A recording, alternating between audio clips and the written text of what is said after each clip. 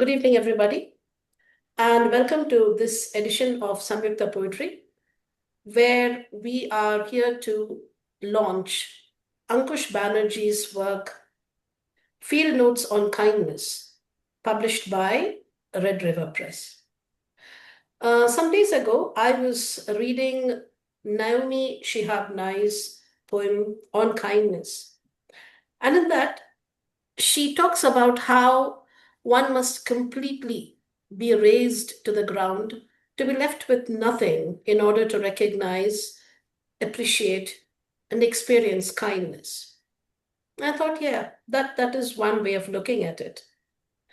And then I read Ankush Banerjee's book of poems, and it made me revisit the ways our life, our art, everything is shaped. And how, hands wrapped around a mother's heel can carry so many significations. He talks about the incidents of childhood, the pains and performances of masculinity, the profound loneliness of old age, and how they all come and sit around you like old friends or old enemies, and you sit down and you write their stories. I have known Ankush Banerjee for a while now, and he's an officer in the Navy, a teacher, a research scholar, a reviewer of impeccable integrity, a kind man, an exceptional poet. Over the years, he has gathered around him a very quiet and significant regard for his work. So it's no wonder that he has such a great number of well-wishers and readers amongst the poetry community, and some of them are here to celebrate his work with us today. I would like to invite Mr. A.J. Thomas, poet, translator, editor. His last few works have been very significant. 100 Indian short stories, the greatest Malayalam stories ever told. And of course, all of you know the amount of work that he has done in the field of translation. We have Mani Rao, again, poet, translator, teacher, editor. And judging by what Ankush says, also a mentor. Her works, Just So You Know, which was, of course, spoken about in Samyukta Poetry. Then there was Soundarya Lahari, the Bhagavad Gita, many others. And she has this wonderful talent for revisiting narratives and creating sacred spaces out of everydays. And I would like to welcome Shobana Kumar, friend, poet, translator, social worker whose works and words have brought her accolades. Someone I personally admire for her work ethic and her personal ethics. And we are also joined by Paresh Tiwari, editor, poet, someone whose vision, breadth of imagination I have come across a number of times, and it's immense. And yet he manages to fold them into tiny spaces of the haiku and the haibun and so on. So welcome, Paresh, after a long time. And the man of the moment, Ankush Banerjee. So we are here to launch this work. Everybody who has a copy, please hold it up.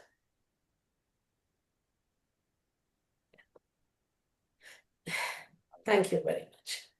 So I would like to invite Mr. A.J. Thomas to please speak about the book and tell us your impressions of it. So you're on mute. You need to unmute yourself.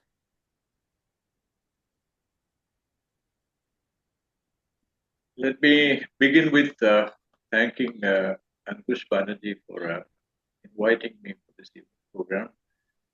And I thank Professor Soumya Janayar for organizing this event like this and giving a kind of grand reception to this volume of poems by Ankush Banerjee. In fact, this is his second volume of poems. He is not a prolific poet in that sense. And what he writes, just reading through once again the poems that he has written. This book. It is, the kind of he's a method poet. He's very precise. Uh, like using each word, thinking about its implications, its reflections, the kind of nuances of the word, very piercing, cruel at times, compassionate, all this, especially the first three poems of Mother, of the grandmother. Uh, this just touches you. There are many other poems like the ode to uh, this is my fellow resident. The street. I'm just missing the name. I go, my friends stay there. It's all day sitting in, but Chittaranjan Park. Chittaranjan Park. The ode to Chittaranjan Park. I'm just reading now, and it is kind of evocative in the best way possible. So I was wondering if there are so many poets who turn out volumes after volumes of poetry, but one single volume after his first, it has just caught the attention of all. I think those who love poetry, those who consider poetry as a kind of higher calling in life. So I wish Banerjee all the best. I wish him not a prolific output, but like this. This is what weighs. Each word with weight, its weight in gold. That kind of poems. That's what's coming out of Ankush's pen, and I admire him. I appreciate him. I praise him for that. I cherish him. Thank you. Thank you very much. Only watch, but not listen. Can I invite Manira to add her impressions about the book? आप खोल रहे हैं इसमें आप देख रहे हैं इसमें आएगा बोले Thank you, Sonia. इसमें जूम ही नहीं है Somebody else is Yeah, talking. Shall somebody's I mic wait? is working. I'll just mute that. Yeah, it's okay now, please. Okay. Yeah. So, you know how they say that for inspiration, just look around yourself, wherever you are, whether you're in a room, you're in a park, just look at your family. And Ankush has just seems to be drawing poems and inspiration out of everything around him. You know, also the photographs in the book are remarkable because I thought I had seen them. That's how vivid the poems were, because I read these poems before they made their way into the book, but I hadn't seen any of these photographs. And so when I got the book and I looked at the photographs, and they just looked so familiar. It really speaks about how telling and how vivid the poems are that you can imagine the pictures without seeing them before even seeing them. So that was amazing. And the detail that I have found in his poetry, the descriptions, there's a texture to them which is very real. He sort of reconciles different contrasting aspects of experience, different shades of experience, all in the same breath. There is such a strong narrative element to the poetry. They're almost like short stories, actually. Sort of like not flash fiction, but like vignettes, like cinematic vignettes. You are taken right into a scene where you're present and you see what's going on. And the commentary is not very heavy. He's not like loading it with his comments. So there's not like a message or anything. He's describing a vignette, but we see just a touch of an attitude as to what is the approach that the voice of this poet has towards this vignette. That's when we see some nostalgia, we see some speculation, we see sort of some wryness, we see the humor, and most of all, the delight. Because it's such a delightful book, even when it talks about, even in the dark moments, there is so much of delight. it's just the delight of experience, just the rawness of experience that you can see in these poems. And yeah, I think I've said quite a lot. It's a stream of consciousness narrative that goes right into the detail and pulls right out, gives you image of the scene just like that. Thank you. Thank you, Mani. If I may, Ankush, would you like to come in and tell us about the making of the book? I mean, how did you go about putting these poems together and the whole process of it? Okay, long journey in the sense, I think,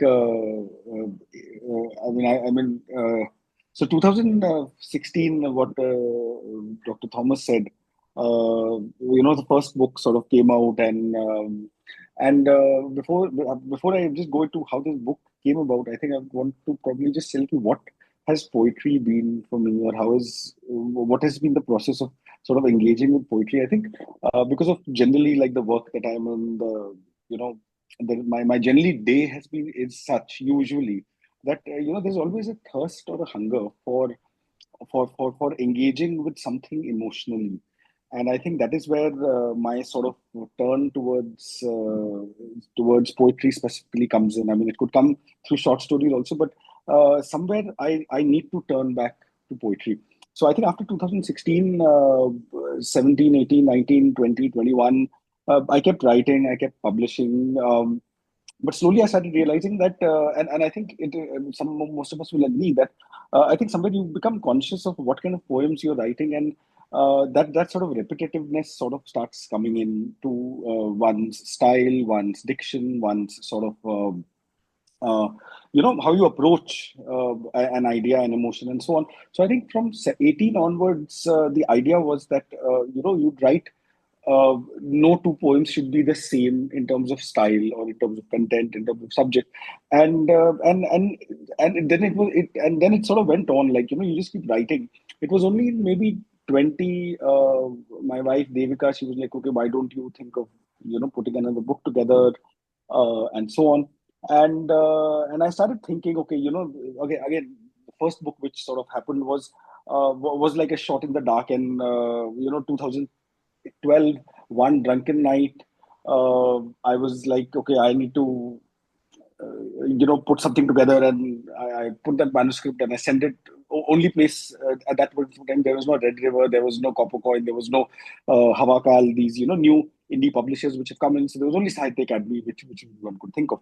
So, but here, 2020 was when I started seriously thinking that, okay, maybe I could take it very seriously, because the first book, most of us would again agree, is it's sort of you are still learning the ropes. You are still so many things you don't know about the entire process of sort of putting a book together. How does the sequencing happen? What kind of poems do you keep? What kind of poems do you not keep? And so on. So I think 20 was when it seriously started, and I think what I did was again because one had to balance profession, personal, job, etc., etc. So idea was to just be very disciplined, and one way I realized that would help is if I would sort of keep going back to it over and over again. The theme of kindness, again, it was not there till last year. I have been talking to a lot of people, and I've attended Aditi Rao's workshop in 23. Before that, Kuhu and Kandla Joshi were doing a writing workshop. I did that. Before that, Nandini Dhar and all during COVID, they were doing a workshop. And I would use these spaces to really reflect on my own work and try to get as much feedback as possible, because I realize as we all know that writing tends to be a very sort of lonely uh, uh, activity. So I think that the feedback component becomes very important, and that to informed feedback becomes very important. And I think since 21, 22, 23, 24, wherever possible, I would go and I would try to keep getting feedback about my work. And slowly it emerged that, what is it that is sort of that sort of flows as a thread through most of my work. And for that, again, I had to look within and ask myself, why am I doing this? Why have I written this poem? Where how am I resolving the conflict in this poem, or how am I not resolving the conflict in this poem, and what is the sort of underlying emotion or intent behind that.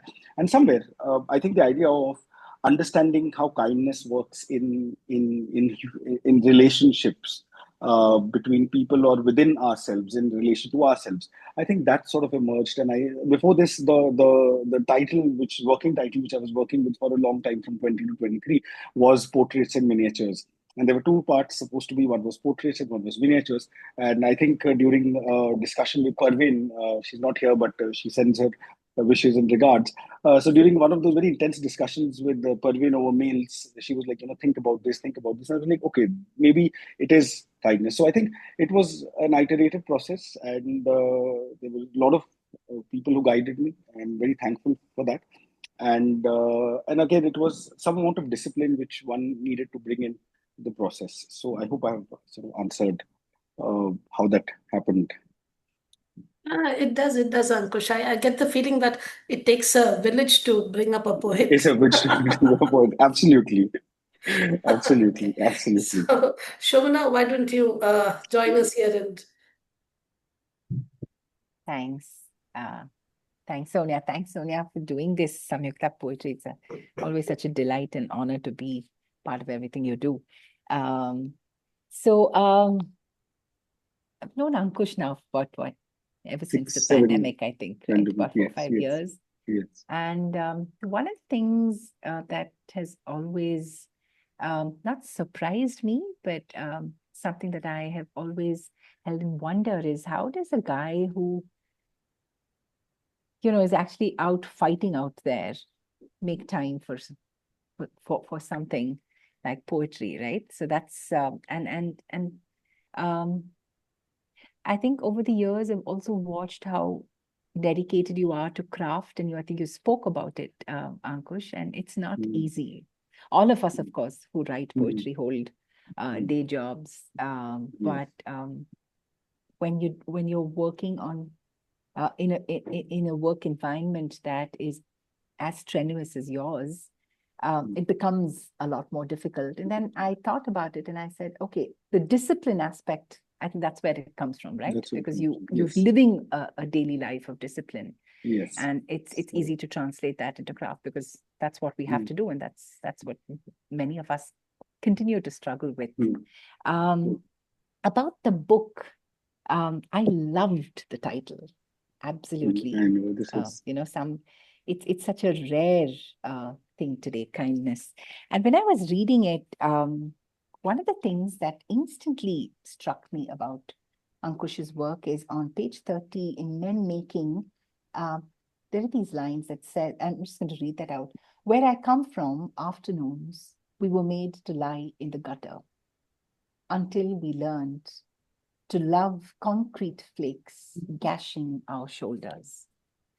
It's such a visceral image. It kind of hits you. And I wondered, how does someone who has, been exposed to such a life, such a hard life, incorporate tenderness into his work? Because every poem has a note of tenderness. Every poem has a note of kindness.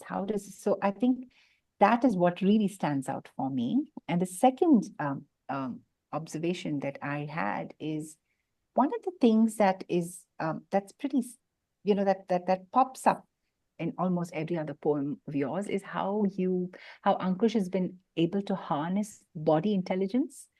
Because whether it's the feet of his mother in a pedicure, or whether he's talking about this, this book, this poem on page 59 about the subaltern, about a cycle wala, the intimacy of the body and how he harnesses the body intelligence into poems, I think for me that really, really stands out, because kindness does stem from our body as much as it stems from our hearts. So so I think that these are two things that I really wanted to speak about, and of course, finally, tying it all together is this power of childhood memory that he's able to so beautifully bring together and kind of make it. All of us have gone through it. I particularly love that one particular poem where he speaks about this telephone call with mom, so many minutes, with sister, so many, and father is 1 minute, 22 seconds. I mean, it happens in every home, right? And how you actually take that and make that a poem. That is, I mean, you are a poet. That's it. Right? This is poetry. So congratulations, Ankush. Here's to Field Notes on kindness and many, many more books. And thank you so much for having me be part of this. Thank you. Thank you so Thank you much. very much, Shobna. And now let me ask Paresh to sort of answer Shobna's question before Ankush gets to answer it. How does a guy who's like out there fighting manage to write poetry? Right. And that goes to Thanks you for too, having. Paresh. Goes to you Exactly. too. Yes. Thank you, Shobna. Thank you. Thank you for having me here, and congratulations, Ankush. And while Sonia has point blank asked me to answer this question, I was thinking of how to sort of answer what Shobna has already questioned. I think there are mostly two responses to a visceral life, the kind that we live, and it was very evident. So I'll relate an anecdote, right? I am not from the same academy as Ankush, but academies generally work very similar, in a very similar manner. So, and I was about to probably read an excerpt from Men Making itself, because it obviously hit quite close. And I remember when so we were in an academy that had a yearly entry. So we would be the first year cadets for a year, unlike Ankush, in which case every 6 months there'll be somebody junior coming in. We would be the junior most for a year, and then we'll move on to second year and third year and so on and so forth. And when we were about to finish our year one, I remember very clearly there were two groups of men that were made, so to say. And one was who would actually practice on mattresses and cumbles, and like how they would train the generation that is going to come. And the other was who decided to take the kinder route.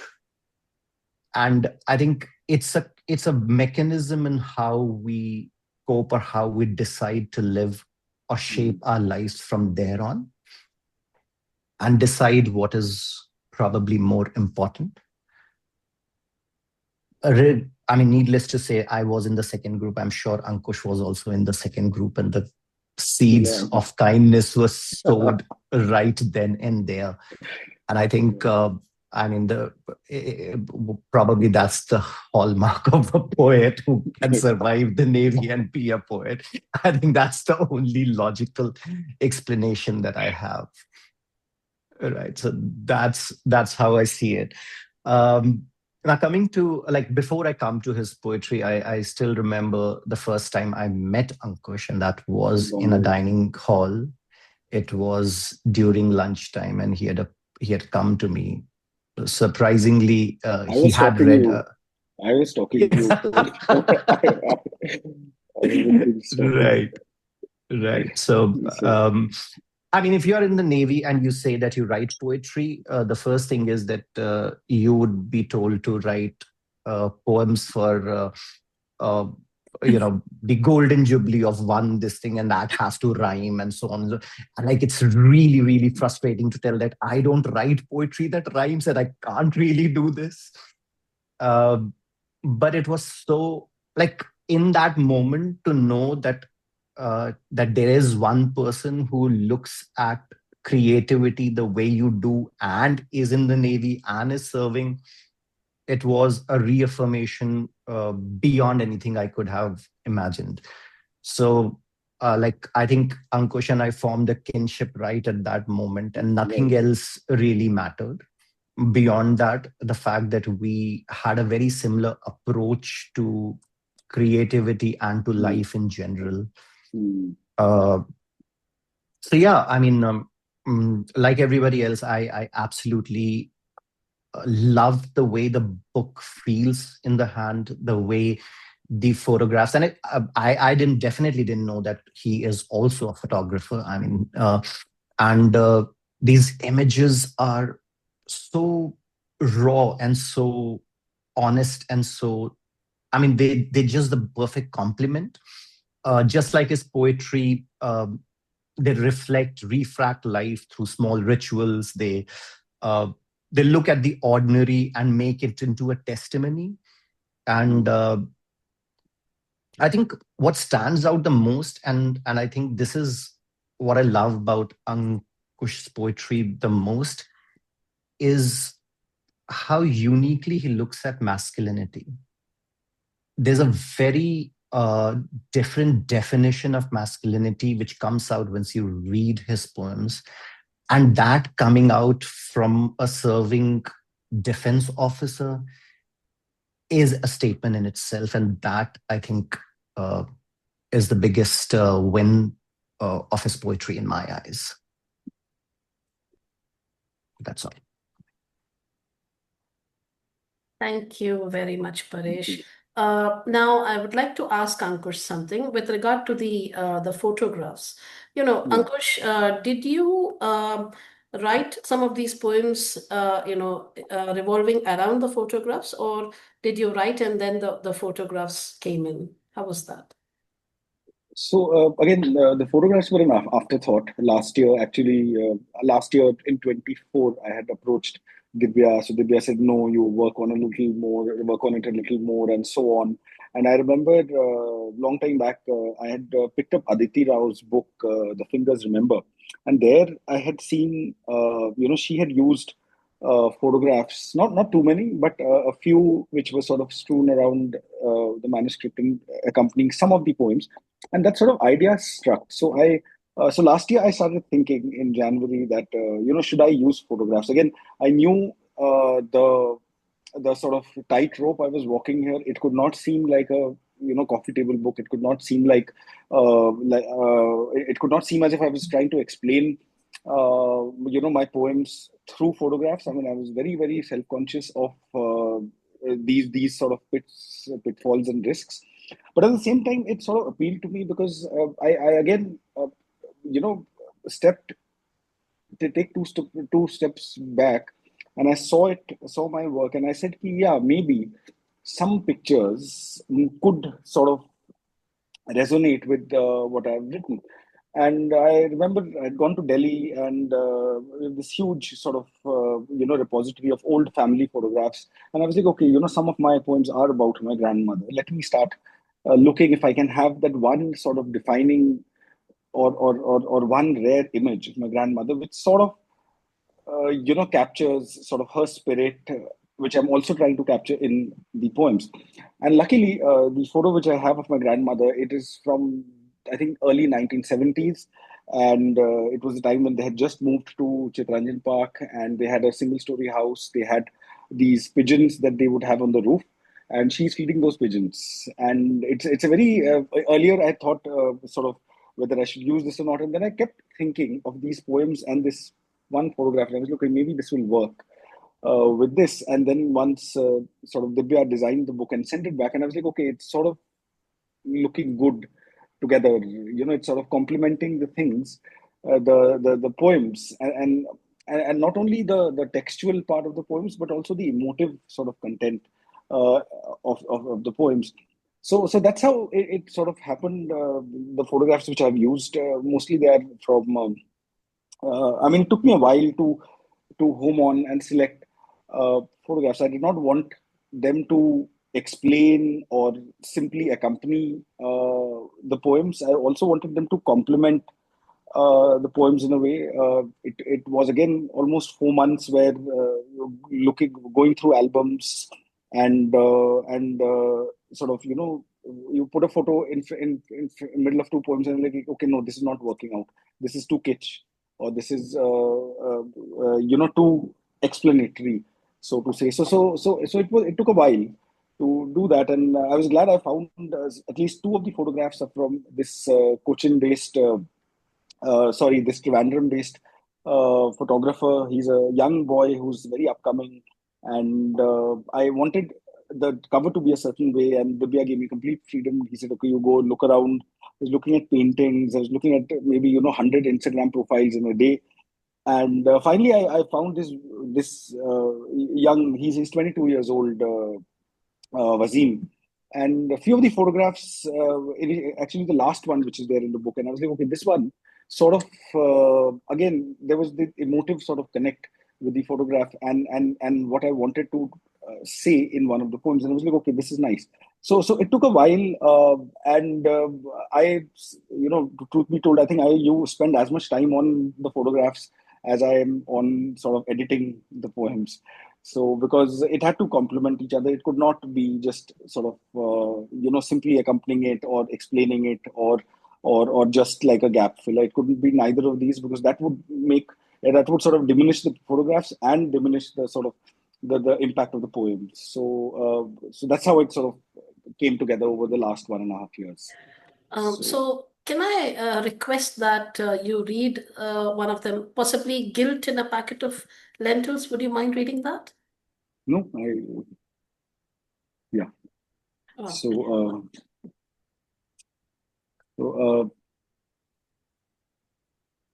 it's called I Learned Guilt from a Packet of Lentils. It's on page 75, yeah. I was young, too young then. My sister and I played at being angels and demons on the brown formica topped table, a pile of groceries. She was Gabriel. I preferred one of our Hindu gods, Shiva, trident in one hand, ready to vanquish the beast that was almost there, hiding behind the table or above the almirah, where we couldn't catch, but our voices always echoed back. Gabriel uses magic. My hand strikes thunder. The packet of lentils rolls, stumbles, crashes like a vanquished demon, its stomach torn, yellow lentils, sea of quicksand, doom, beady granules awash the floor. Who did it? Mother strides in, angry, weather beaten, mock goddess in display of bewildered eyes. She did. Unthinkingly, I point at Gabriel. Her hollowed eyes are fixed on mine.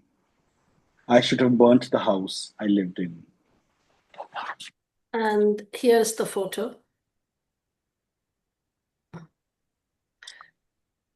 And that said it all for me, it was such a beautiful picture. Right. So at this point, I would like our panelists to please come in and read the poems that they like the best, and possibly a word or two about their reasons for liking it as well. So, AJ sir, and please announce the title beforehand so that I can locate it, and the page number as well. It will help. So you're on mute, sir.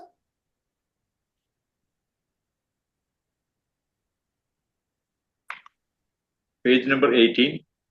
Okay. Grandmother won't be the last. Grandmother won't be the last.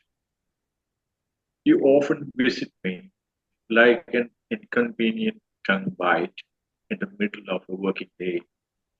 What you leave behind, I appease with layers of stale yellow sugar, now red, and the smell of blood, taste of blood, slowly fills my head like an echo, fills an empty room of memory, the mind before sleep.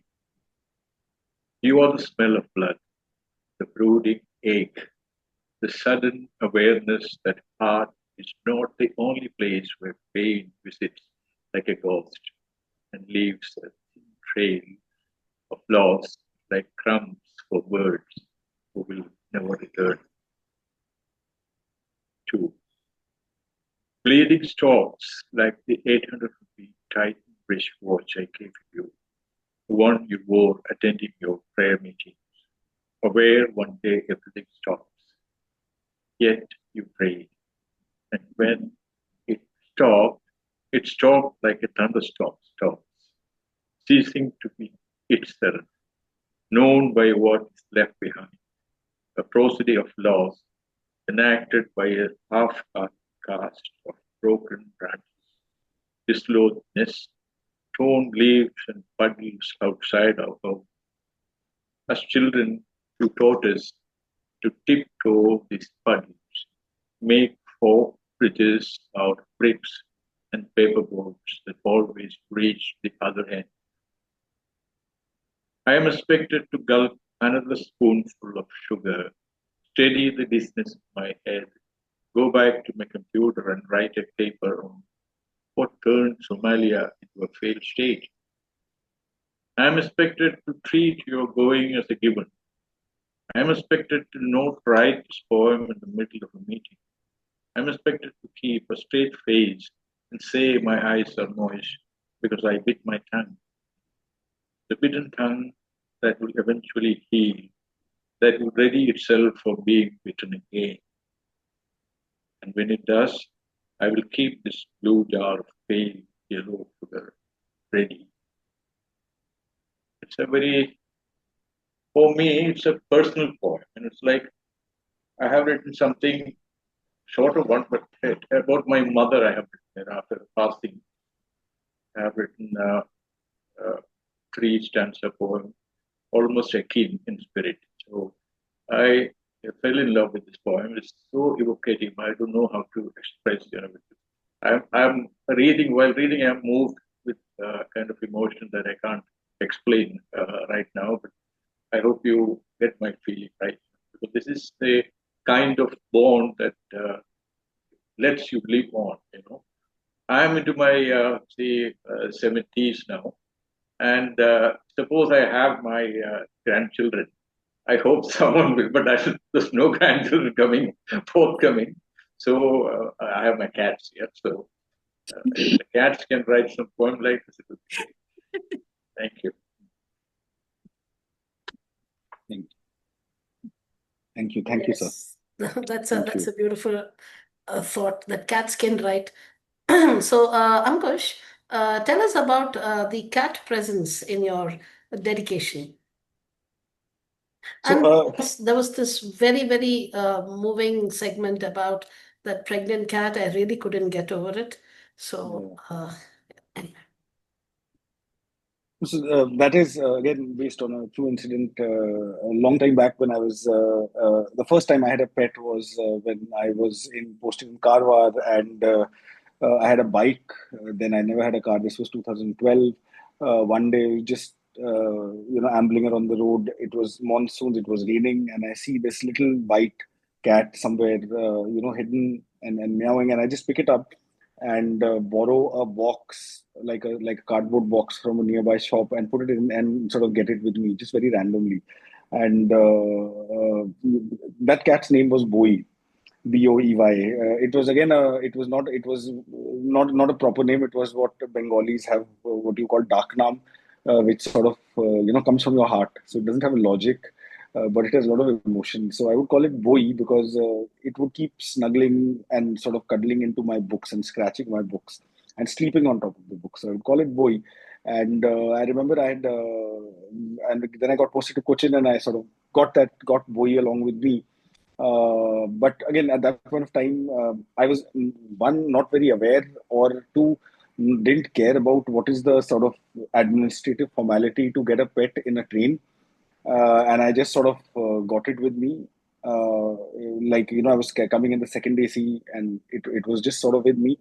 Thankfully, there was a Israeli couple who were traveling with me, so they were very pet friendly, and they just looked at the cage, and they would sort of, oh, how cute, and they had a kid, and that's how it was happening. But once they sort of got down, there was another person who came, and I think this was, we had almost reached Calicut, and then he immediately called the TT, and he said ki aise cat hai, and in the compartment, and it is not supposed to be, and he has to be. And then the TT comes, and then the TT says ki, till where are you going? I said Ernakulam, and he said, okay, you are supposed to give a fine and all and everything. And again, one just gets scared what will happen. And he said, no, you will have to come to the RPF, and once you get down and you go. So So I had a few people who were come to receive me at the. So I had called them and I told them, "Ki just be very alert. And the moment we come down, just take all my stuff and scramble and run."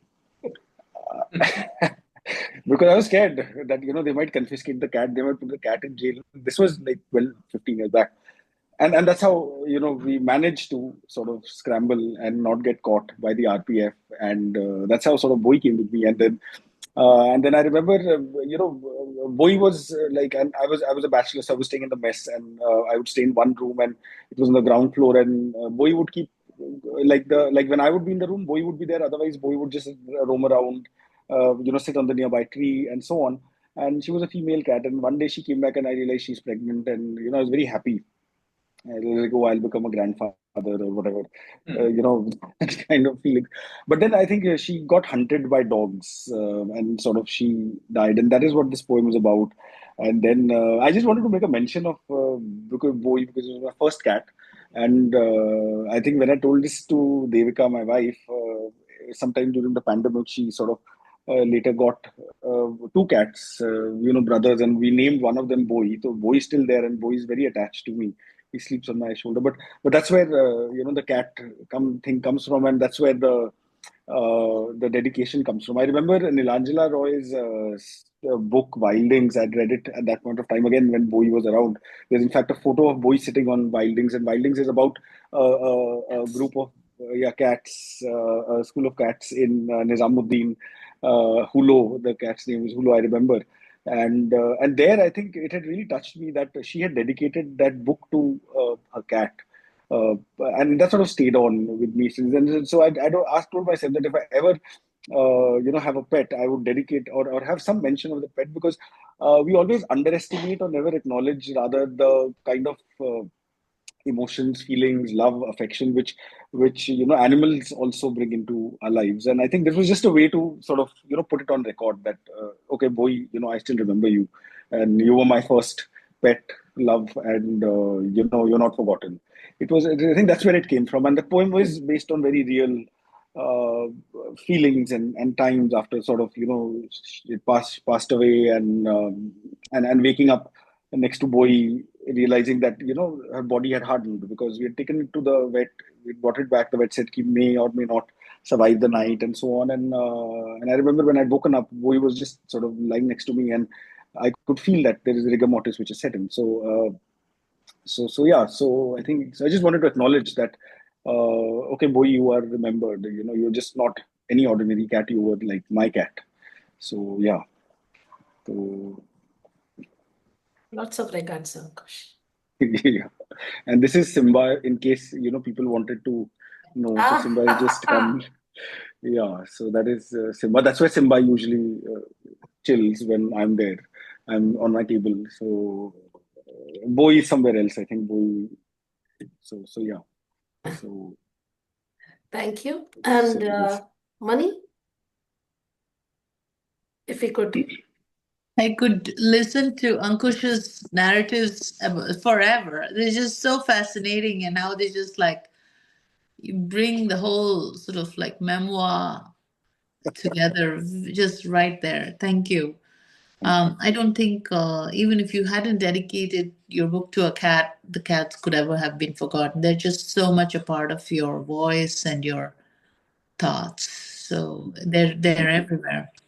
So the poem that I chose to read and talk a little bit about is like AJ. I chose a family, personal, person-related poem, but I think it's a lot more than just that, which we will see. And of course, somebody else, actually, Paresh especially spoke about the masculinity, the study of masculinity, and how Ankush has a very unique approach to it. And then of course the whole idea of the title of the book itself, and how he sort of carves out the whole question about this what Sonia called, did you call it expectations or something like that in your introduction?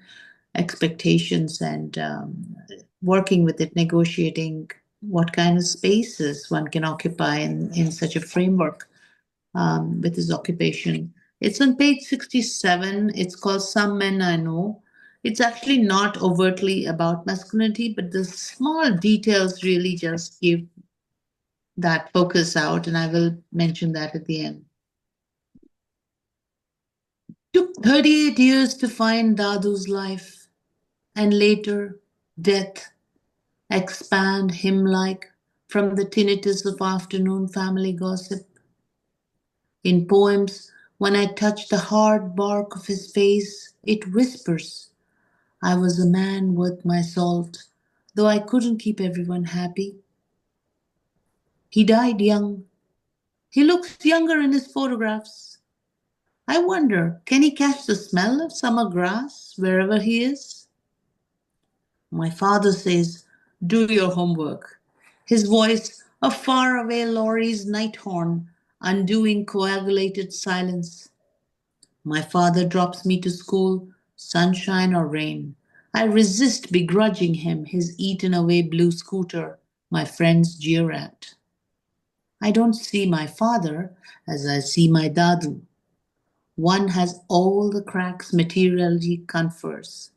When Tamma died, he spoke to me for 47 minutes about Dadu, the long deceased, and not Tamma. Grief is said to do this, making the near farther and the far nearer.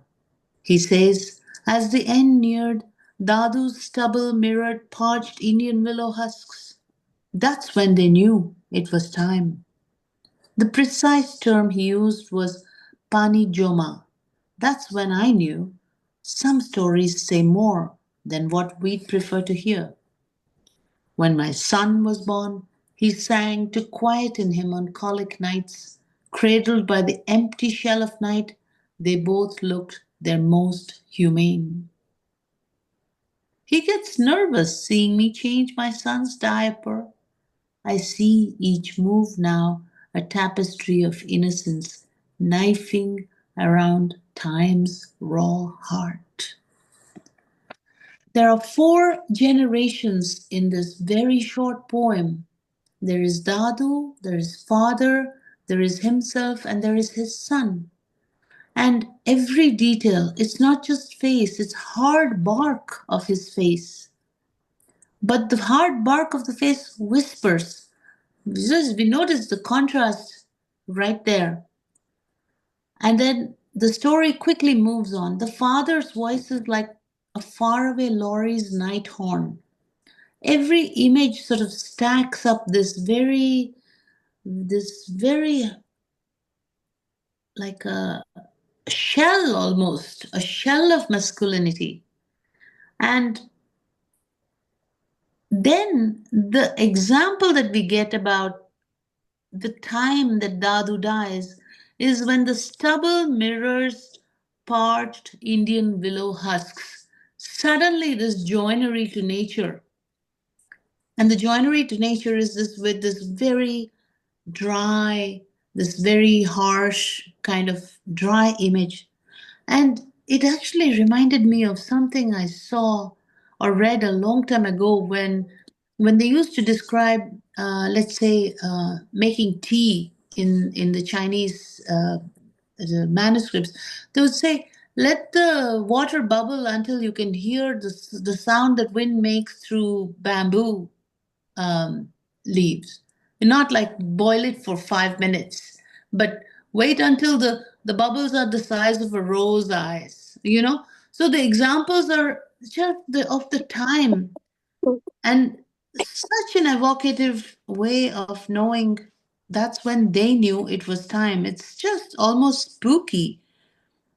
And then after that quick jump to the son, and how now the father and the grandson connect, and they both looked their most humane. It's in the connection, in the relationship, in the bringing up, in love, that this humane touch comes up.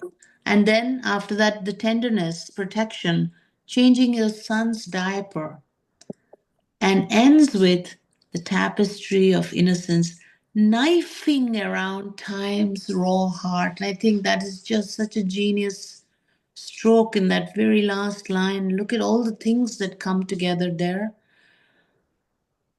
The tapestry of innocence knifing around time's raw heart.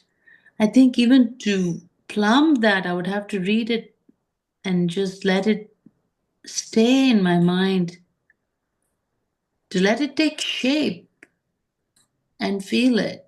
It's really, really a wonderful, sweeping, vast poem that touches upon all these aspects of being male, of being humane, of relating, of being a part of a lineage, of expectations, feelings, and such a controlled way of doing it.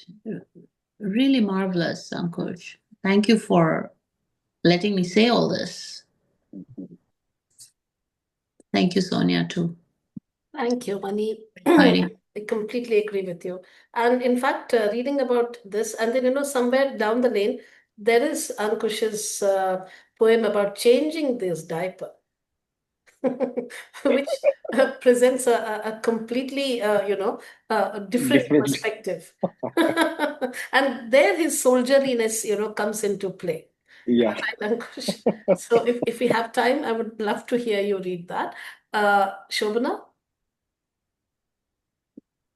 you're on mute. Sorry, you want me to read the poem that? Please, whatever you have picked up. So page I number, have please. page 59. I think there's a reason that my eyes are drawn towards the subaltern. Yes. So such a lovely picture, right? And such a beautiful photograph. It's poetry in itself.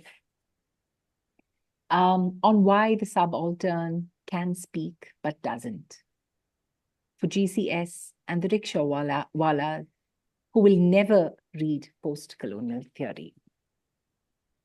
He cycles in yellow light, perforated by drizzle. Each pedal stroke, dislodging a branch from that curved spine, only to sink back into a crumpled bag holding blood, purple heart, bones, hope, lung charred by beady smoke. It is odd such motion occurs at all. Calf muscles, churning cycle chain like time or dough, are black metal or lead, depending on time of the day.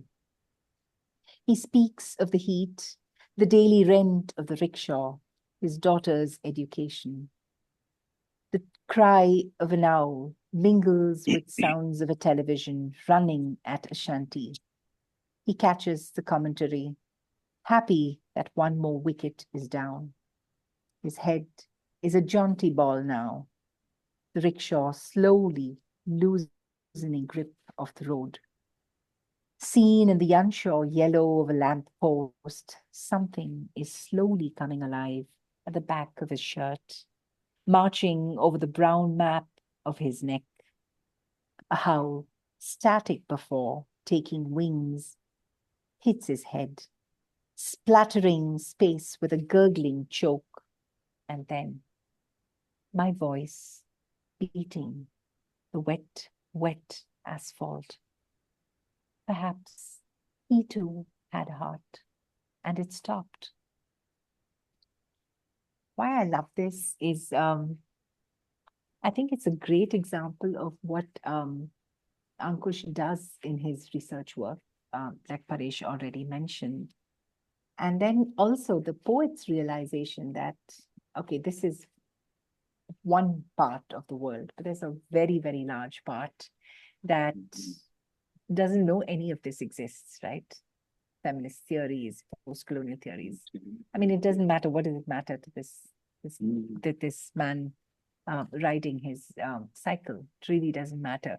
So I love that the sensitive, the tenderness of the poet's eye that goes beyond scholarship, that goes beyond the everyday.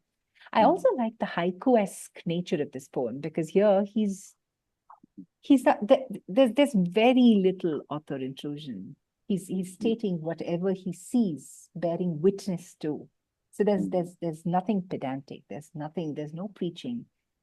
It's just different. Mani mentioned this earlier when she spoke. Vignettes passing by, but in each line, there is a moment that comes alive. Look at this line right from the beginning. He cycles in yellow light, perforated by drizzle, each pedal stroke dislodging a branch from that curved spine, only to sink back into a crumpled bag holding blood, purple heart, bones, hope, lungs charred by beady smoke. He's kind of, there's the scenario, and he's just zooming in on this very, very, I mean, it requires astute observation to be able to, I mean, he's actually noticed the cycle while going, and every movement of his, and that's astute observation that doesn't come easily. I mean, it is something that's very, very innate to Ankush, and I just love that love this poem for that. More power to you, Ankush. Thanks. Thank you so much. Wow. Yes, there indeed is as an air of contemplation that surrounds much of Ankush's poetry. So on that note, Paresh, can I ask you to read as well? And meanwhile, audience, if you have any questions or any observations, anything that you would like to add, please do be ready, because we'll be opening the session up for you as well. Yes, Paresh. Right. Would you be able to share page 49, Thirst, where we find it? Sure. I'll read it here because I'm traveling without his book. Yeah, page 49, no? Yeah. Yeah. Please go on. Right. So what Shobna just mentioned, the haiku-like imagery, that's actually, I have been taken aback by it. It's called Shasei, and which is sketching from life. And this is this is one of those age-old ways that haiku was written, wherein the author intrusion is very minimal and you just keep sketching from life. So I have chosen a poem which is not Shasei. And I wanted to do this because I wanted to bring another aspect of his writing to the fore in this reading. And here it is. It's called Thirst, Where We Find It. And it's for D. Thirst, where we find it. And then we return. And then we return, traveling through stardust and mirth into an old hunger. Keep your head down and row, you said, as we cast off from the quay. I touched the water hyacinths with my tongue. These oars are heavy, I want to say, to no one in particular. I want you to know, to listen as if this were important, even though it isn't. Flying fish are important. They're grazing the belly of our boat like stars in the water, like water hyacinths, quietly. Quietly, you scoop the compass from inside my rib cage. I almost let you. I almost let you into an old hunger. When we pass the bridge, barnacles hang like bats from our ears because it is night and there's no lantern in the boat. There is a lantern in the boat. Its oil has dried into a dream of seagulls pinching fish, wriggling, silver, hopeful fish. They squirm into love with such hope, we pray they win. Though we know they cannot. Here is when I say the night is upon us. I want to spot the compass needle, but I only see its declination marks.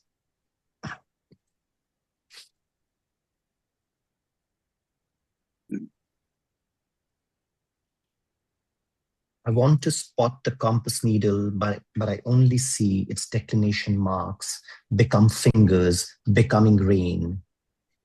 If we get wet now, I know it was you who forgot the purple raincoat in the boot of our car. It was always you who said, I can see the shore. Row a little harder if you want us to reach before the copper and the mean curry gets cold. A fish wriggles, finally setting itself free. We catch a blade of sunlight flash in the air. Right. So what I love about this is the elements of surrealism and magical realism that Ankush brings in this entire imagery, where you do not know where the reality begins and where the imagination ends, and vice versa. And I think I like that in between space that he inhabits here. And I like especially some of the lines, the repetition of when he says, I let you into an old hunger. And you keep wondering what that hunger is. What is it? What are these two people who are rowing on this boat? What is this thirst, and where does he find it? It's this half circle that he builds in this entire poem, and we as readers bring in the other half. It's a very, very thin line to walk, and he walks it beautifully, and that's what I love about this poem the most. Thank you. Ankush, could I ask you about the photograph that's sandwiched in between? This is actually for D is Devika. I've always wanted to write a love poem, so to say. But I think one of the workshops which I attended of Arundhati Subramanian, especially after she had released her book Love Is Not a Story, is the difficulty of writing a love poem, because it is so, as Paresh said, it is so easy to lapse, to sort of inhibit that half space between where on one side you might fall into cliche, and on the other side it just becomes too abstract and personalized. So I think this picture is Devika's childhood photograph. I didn't want to use a in quotes selfie of us, or of a normal photo of us, and this is a picture which I really liked of hers, and I thought it might sort of go with the section. So it's that. So that's where this poem comes from. And also there is how, when I was writing this, and this took me a while to sort of articulate the fable in this, to articulate again the sort of emotion of the underlying emotion of our relationship, which is that of wonder, is that of companionship, it's that of conversation, and it is that of exchange. So yeah. So Thank you very much for that. Now, on Facebook, Shailaja Ganguly says about the poem on the rickshawala that she could feel the poem in every pore, and that Ankush's eye for detail, moving imagery, presenting an entire lifescape in those intense lines. So those are observations that have come in. And may I ask the audience if they would like to contribute to the discussion?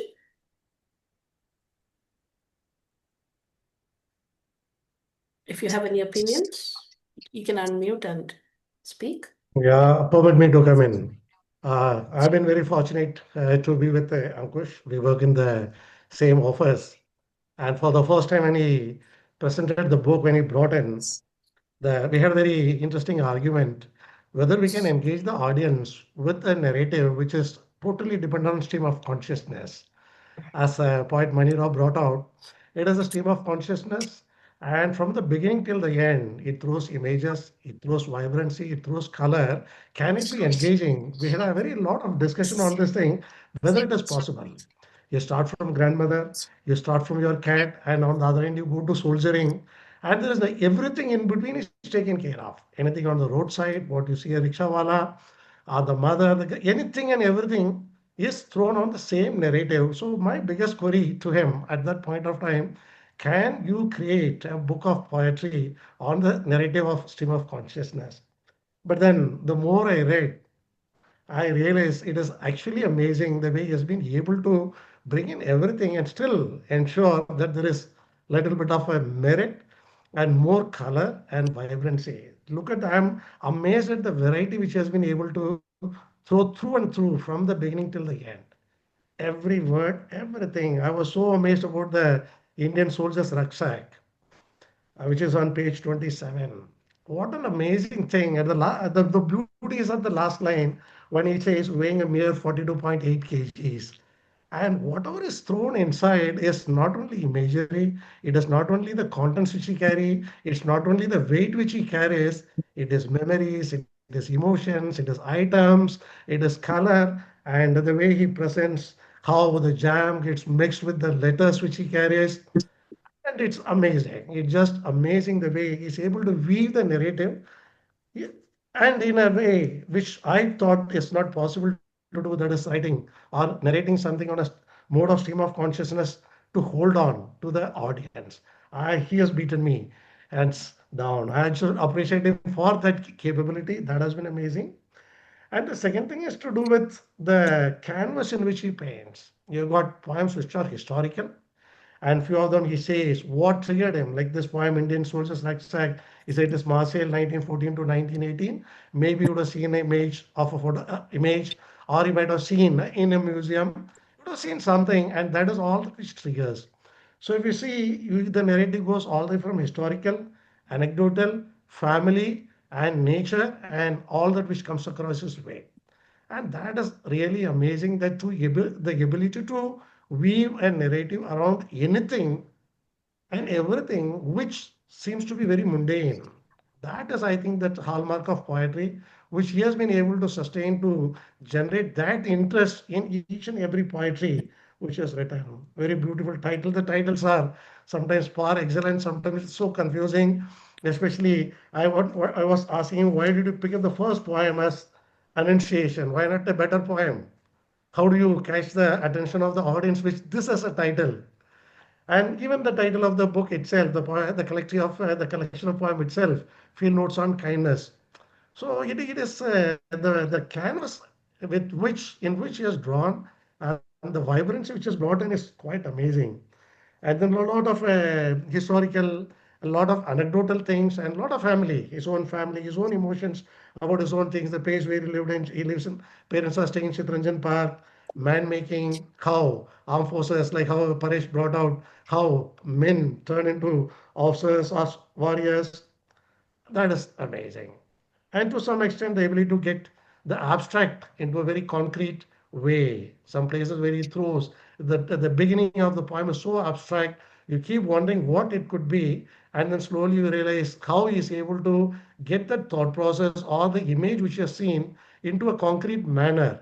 That is also a little interesting, because when you start, sometimes you read once, twice, thrice to see what is the content, what is he speaking about, because he throws so many images, they're not connected anyway. So you try to find out what is the connect between these images, what is it trying to draw, and slowly you realize from that abstract part of it, he is able to bring in something which is very concrete, as good as lentils, or a moral from the lentils, or from what is his impression about his grandmother, or what she left for him.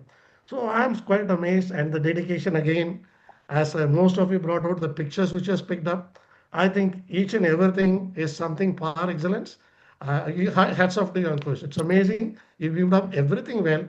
I always thought we cannot be a narrative based on stream of consciousness as a concept. You have beaten it hands down. Kudos to you. Thank you. Thank you. Thank you, sir. Thank you. Thank you so much. Thank you very much, Mr. Edwin. Those were very articulate words, and they really seem to come from the heart. Arjun Rajendran in the chat box has called it an outstanding collection, and he congratulates you, Ankush. Thank Yes. you. And oh yeah. Now, actually, we have a video from Miss Megan. Please allow me to share that. Yeah. Meanwhile, if there is anybody from the audience who would like to share something, you are most welcome. Ankush, do you suppose you could do that? Actually, my laptop is not working. I don't know to share. Okay. We can. Yeah, okay. Let me take a look at it. It's okay. In the meantime, if anyone, Yeah, I would love to add a couple of words if that's all right. Yeah, sure. Great. So I'm Ankush's younger sister, and I think a lot that he has written, it just very deeply resonates with me because sometimes, when you're growing up and you're going through life, a lot of things just feel very matter of fact. Like for example, I learned grit over a packet of lentils. I think it kind of brought back some of the memories of actually how we used to play as kids and always had that that fear of getting caught while maybe breaking something or tearing something in the house. But I think the thing which I really admire about Ankush is, like how even in the most matter of fact things or day-to-day things, there is so much that he finds as like reflective of, what formed us as kids, as growing up, what exactly were the things behind the formative years of our life is something which I think he captures beautifully. And I think, for example, the poem on Grandmother Won't Be the Last was also, I think, one such event when a lot of us were having trouble processing just our emotions because that's when you understand loss and grief. And I think when I read that poetry the first time, it was almost as if like he's like pretty much picturing or reading out what was going through in my heart and my mind.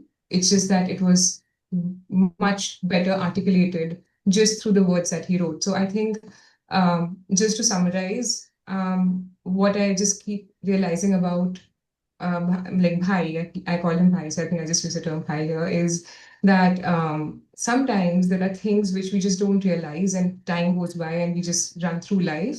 But it's these moments when you just stop back, reflect on exactly what it has meant to you and how it has shaped you, is something which I think all of us, if we just probably get to do once in a while, that just makes you value life and like truly cherish life a little more. And I think Bhai's poems are a window to that. At least they have been for me, and I hope they are for other members also who can relate and reflect. But yeah, I think those were just some things which I wanted to mention, and truly very proud of what he's brought out just through this collection itself. Hey, I'm Ankush's brother-in-law. I am slightly different. I'm not sure if I belong to this club, but I'm actually a lawyer, and I think I've killed the creative side of my brain for decades. But I just wanted to say that it's very difficult in today's day and age to have this creative flair along with like a full-time job. So I think that's something which I'm really proud of Ankush to actually not just retain but actually work towards. So it's actually really commendable. Well done, Ankush, that you're able to kind of pursue poetry in a world which is fairly mechanical. So well done. thank you, Anisha and Arjit. Thank you. So you are Gabriel. Nice to meet you. And that's who you'll be for us, forever, literally. So thank you for those words, Gabriel and lawyer. And, I think you still will have a future as a poet. You just have to activate that side of your brain. All right. So I have managed to do the screen share thing. And this is a message from Megan.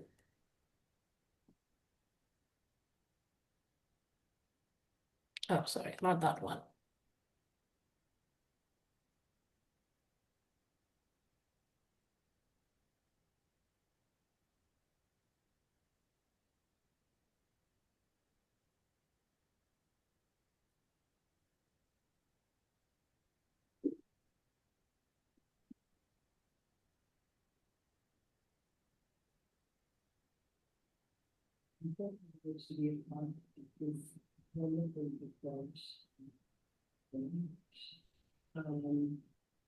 I think she's muted. There's no volume.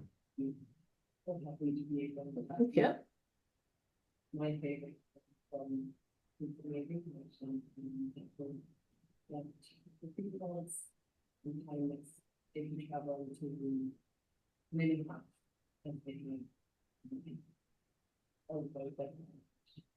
think Sonia, we can let it be. I think the volume thing, there is some issue with the. Oh, You're not right. audible. Oh, it's not audible? Okay. I think it was, I mean, yeah, even when I received it, it wasn't that loud. But anyway, that's Megan who's sending her congratulations online, and she has also read a segment. Maybe we'll be able to master it when we upload it online. Okay. Yeah. So, any other comments from our panelists or from our viewers here? Please do. Ankush, I was, looking over at the poems, and I found that there is a kind of a, constant conversation that happens, which Mani said was true about the stream of consciousness technique, in the sense that, sometimes, you think you have read a poem, and then afterwards, a few pages down, the conversation just picks up. So, and I found that really fascinating. I'm just making an observation there. And, I love the way that, the organic life abounds in your work. Like it's not just about the cat or, the games that people play and so on. There's a goldfish therein as well. So that extraordinary compassion that you have, kind of melded into your poetry, into the works, I found it beautiful. So, just for my sake, if I may, can we have you read the goldfish poem? I don't know on what page that is. Well,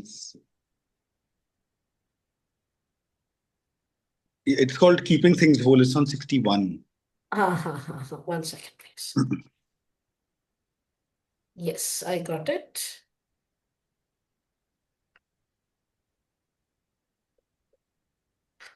Go ahead, please. It's called Keeping Things Whole. I want to write a love song for a guppy no longer in the office aquarium. When it was brought, it had the memory of fish. It swam around impatient circles, diver, mermaid, starfish, impervious. Oysters, sea clams, mussels, anemones, barnacles, all plastic killers. You would spot it in a cave behind the water filters. Some days it shat so much the waters turned murky, and then its tail expanded, became flaming Amalta's melting glass. Someone said it later died. Others, it was stolen, or its giant tail became wings, or it had latched to a friendly bluebottle's leg and jumped into the river. Whatever it was, we loved talking about it. Thank you. Yes, and Paul says, congrats on the book, Ankush. What a wonderful reading session and discussion. It was a rare pleasure. Thank you. That is, I think, Dr. Paul, he's my PhD guide. And thank you, sir, for your remarks and for being here. And I think that's where a lot of perspective on masculinity comes in, because it's also been a subject I've been studying for the last 4 years. And over a period of time, you realize, again, that, things that don't work in silos. What you read in one domain starts sort of mediating and shaping the way that you see things in another domain. So I think a lot of the observations, a lot of perspectives on masculinity come from my own sort of engagement with the subject over the last 3.5, 4 years that I've been in this program. And yeah, so I think that was, Dr. Paul, who was my guide from my PhD guide. So any last words from our panelists? Okay. So I think Shailaja Ganguly asks you, how many drafts would you do till you feel that you have spelt it out just right? A poem? I don't know. Like sometimes, like the grandmother poem, I remember the grandmother won't be the last. It was one draft because it was after she passed away, and for a week, 10 days, one is very maudlin, one is very upset, and then you just want to again put something on paper. You just want to articulate it. You just want to sort of frankly just see how your grief feels. Because it is sort of troubling you from within. So that was one draft. But other poems, I think many drafts. There's no single count really. But it could go from 2 to 25. But I think there is a point where you reach, you're like, okay, broadly, this is seeming okay, this is reading okay, and this is, once you read it out aloud, you feel a little more authentic, and you're like, okay, this is where I wanted to reach. It is almost like cooking, I want to say, because there are a lot of times, and I love to cook, and there are a lot of times when, for example, you know how butter chicken, one second, I think my cats are fighting. The butter So chicken mentions. Yeah. So how you know how butter chicken tastes, and you want to make it at home, and you do one draft of it, and you're like, nahi, something is less. What is less? What is more? It is not like that. Or you have sort of overcooked the spices a lot. So it's an iterative process, and there is a point where you reach and say, okay, now this is probably edible, or wow, this is great. So I don't think there can be any one or a specific number of drafts that one can sort of do. Thank you, Ankush. So as you know, at Samyukta Poetry, we don't say goodbye. What we do is that we end with you and your reading. And when you finish your lines, we just end the meeting. So just by way of conclusion, I would like to say this has been a wonderful evening. We came together, all of us, everybody present here and online. And like Purnima says, congratulations, Ankush. Yeah, we have come here to celebrate and to read this book and to spend some time in the company of an individual who writes from a place of intense feeling, who writes from a sense of compassion and I would say decency, which is something that you don't find very often, and that genuinely spills out into the world. And his world is intensely populated by people he knows and doesn't know, has just met or just observed, and trees and flowers. Somewhat, I've been very intrigued by the recurrence of the amaltas. So and animals and all forms of organic life. And yes, Devika Lal is your wife. Yes. Oh yes, you may please speak. Thank you so much. This is quite overwhelming, and I just want to say that Ankush's poetry has, of course, been a huge part of our marriage. In fact, when we met, when I read one of his poems called The Cactus, which was about his father, that's when I decided I wanted to marry him. Because anyone who can speak and write so honestly about a loved one is somebody you can trust for the rest of your life. And then as we moved along, there's another poem, which is the Chaos Sonata, which frankly speaking, I've been dealing with for the last 1 hour, because of which I was not able to come online properly. I was listening, but I couldn't speak sooner. And that's about a little one who just would keep crying when he was born. And so the Chaos Sonata is still going on in the other room as we speak. And then there's also a very special poem to me, which is a difficult poem. And that was about my mom's passing and her death during the second wave of the pandemic. And a poem that I have never been able to read completely. It's just, I still can't do it. And that's just the thing I would like to just speak about my husband, the poet Ankush, is that his capacity to absorb from life and to write about it in an honest, in a compassionate, in a humane manner is what, to even a non-poet like me, is truly inspiring and extremely humbling to be a part of that process. Because everywhere that he's written, there's a bit of himself in it, there's a bit of people in it. And that's why some of his poems are so hard to read for those who are part of it, because it brings back so much, that things that we want to remember, things that we want to forget, but things that are so real and so much part of us that we just can't put down, because that's us in those poems. And that's what is really, really special about him, and really special about his poetry. And I'm extremely, I think, and all of you who have been part of his journey, from all of us who are part of his other side of the world, which is not the creative, thank you so much for contributing to his journey as a poet and to being part of this and to helping him be the poet that he is, who we are very proud of. And that's all I just wanted to say. And just such an honor and such a pleasure to be with everyone that we love, all on the same time, all of us speaking all over the place. But I think the book is about kindness, and I think that's what we just need to be, and that's what we are towards each other. So thank you. And congratulations, Ankush. Very proud of you. Thank you. Thank you, Devika. Big shout out to you, Devika. I don't Thanks, think we'd have had the book this soon if it wasn't for you. Thank Yes, you. Thank you. Devika, Thank actually, you. Cactus and the Chaos Sonata are my personal favorites as well. They're Right. really beautiful, and it's lovely. We just saw you as I think 1 year old or something, but now you have grown up. I've grown up. I've become big. I'm growing up constantly. And I just want to, sorry, I forgot to mention this when I was saying that when we were all grieving for my mother, and that entire space was there, and he saw my bereavement and the process, I couldn't articulate it. I couldn't express it. And he just absorbed all of my pain, all of the pain of my, me and my brother. He sort of held both of us through it. And he made this beautiful poem called A Difficult Poem.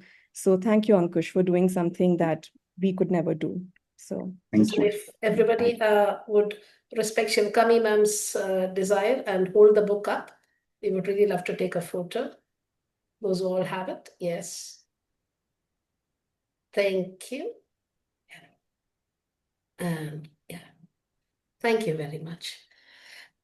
So unfortunately, this evening has to come to a close. And if I ever had doubts about doing what we at Samyukta Poetry here do, I would say that Devika has taken care of it all. It's made it worth our while. And thank you, Ankush, for writing this beautiful book that has brought all of us together on this evening. And I look at your book and I see a man, who's willing to learn, and a man willing to learn is a big thing. Okay. and I also see a person who is trying to redeem the world, and a poet who has turned memory into spun moonlight. So thank you for that. And now I'm going to leave just the both of you in the frame as you read a poem of your choice. When you say thank you, we end.